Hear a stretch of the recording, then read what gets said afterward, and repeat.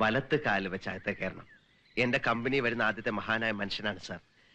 എന്റെ ഐശ്വര്യങ്ങളെല്ലാം സാറിന്റെ പ്രാർത്ഥന പോലെ ഇരിക്കും. ഒരു മിനിറ്റ്. താൻ ആ ഫയലിൽ നിന്ന് ഇയാൾ അപ്ലിക്കേഷൻ ഫോം എടുത്തേ. ബിരിയാണിയും ചോറും ഒക്കെ വാങ്ങിച്ചാ? വാങ്ങിച്ചു. കുപ്പി വാങ്ങിച്ച? കുപ്പി പക്ഷേ എന്ത്? പക്ഷേ എല്ലാം മുതലാളിയുടെ ചേട്ടനെടുത്ത് വിഴുങ്ങി. ചേട്ടനാ? എവിടെ? അകത്തുണ്ട്. അതെന്ത് ചെയ്യുന്നു? അകത്ത് ചുവരിലൊക്കെ ആഞ്ഞടിച്ച് എന്തൊക്കെയോ പുളിച്ച തെറികളൊക്കെ വിളിച്ച് പറയാണ്. എന്റെ അമ്മയെ കൈയും കാലും പിടിച്ച് കരഞ്ഞു കൊണ്ടുവന്നത് അയാളെ തകരാറാക്കൂ? ആവാൻ സാധ്യതയുണ്ട്. അത് നിനക്ക് എങ്ങനെ അറിയാം? ആ തെറികൾക്കിടയിൽ നല്ലൊരു പദം ഉപയോഗിക്കുന്നത് ഞാൻ കേട്ടു. എന്താ അത്? പറയടാ. അവന്റെ അമ്മയുടെ ഇൻസ്പെക്ഷൻ. എന്താണ് പറഞ്ഞേ? സാർ അതല്ല സാർ, അതല്ല. അതായത് ഇവിടെ ഇൻസ്പെക്ഷൻ നടക്കാൻ പോകുന്നു അറിഞ്ഞിട്ട് ഞങ്ങളോട് വിരോധമുള്ള ചിലര് സാറ് ഭയങ്കര സ്ട്രിക്റ്റ് ആണ്, അവന്റെ അമ്മയുടെ, അതായത് എന്റെ അമ്മയുടെ ഇൻസ്പെക്ഷൻ അത് നടന്ന പോലെ തന്നെ എന്ന് ആരോ ചിലര് പറയുന്ന കേട്ടിട്ട് ഇവൻ വന്ന് എന്നോട് പറയായിരുന്നു. അല്ലാതെ സയ്യേ സാറിന്റെ അല്ല. അയ്യേ, ഇന്നെന്തെങ്കിലും ബുദ്ധിമുട്ടുണ്ടെങ്കിൽ വേറെ ദിവസം വന്ന് ഇൻസ്പെക്ഷൻ വേണ്ട വേണ്ട, ആ പണി ഇന്ന് തന്നെ തീർത്ത് കളയാം. ഇലക്ട്രിക്കൽ സർക്യൂട്ടിന്റെ ഡയഗ്രാം അവിടെ ഉണ്ട്.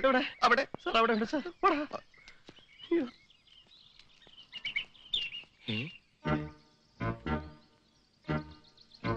ഇയാളോ?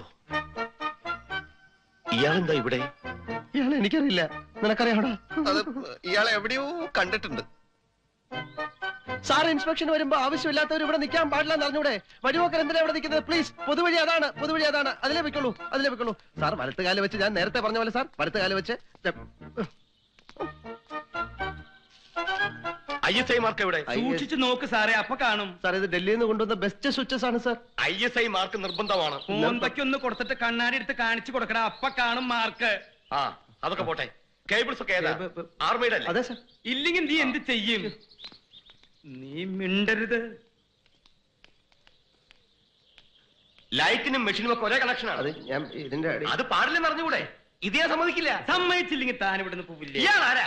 സാർ ഒരു വഴിപോക്കാണ്. അല്ല, ഞാൻ അവന്റെ ചേട്ടൻ. അതെന്റെ കുറ്റമല്ല സാർ. സോറി, ഞാൻ സാറ്റിസ്ഫൈഡ് അല്ല. ഇയാളുടെ കാര്യത്തിലോ വയറിങ്ങിന്റെ കാര്യത്തിലോ? രണ്ടിലും. സാർ ഉടനെ ഇതൊക്കെ ചേഞ്ച് ചെയ്യണം. സാർ അത് ഞാൻ പ്ലീസ് ഒന്ന് പറയാം സാർ. അതായത്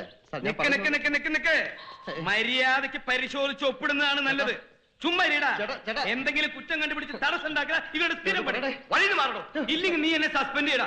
ഒപ്പിടുற പട്ടി, ഒപ്പിടുற പട്ടി, തെണ്ടി നായിന്റെ വണ്ടി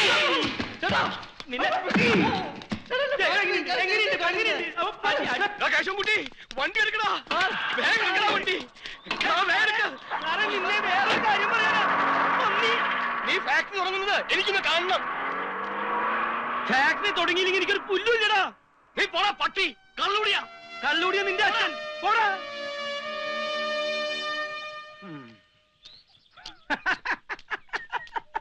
ഒറ്റയടിക്ക് അവന്റെ വായേന്ന് മുലപ്പാല് വരുന്നത് നീ കണ്ട?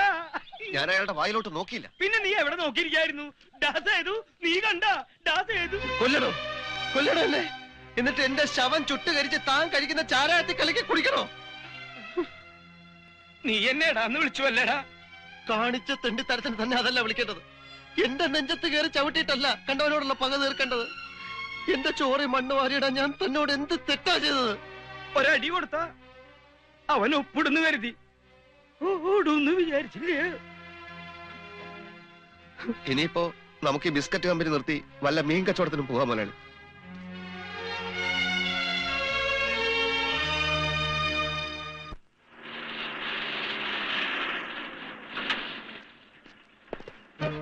പിടിക്കടോ അമീശക്കാരനെ.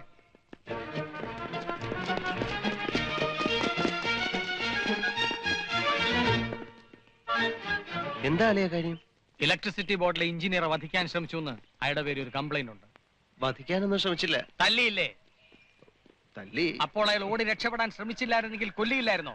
അതിനെയാണ് വധശ്രമം എന്ന് പറയുന്നത്. എന്ത് അളിയത്? കാക്കീട്ട പിന്നെ അളിയനുമില്ല അച്ഛനുമില്ല. അയാളെവിടെ?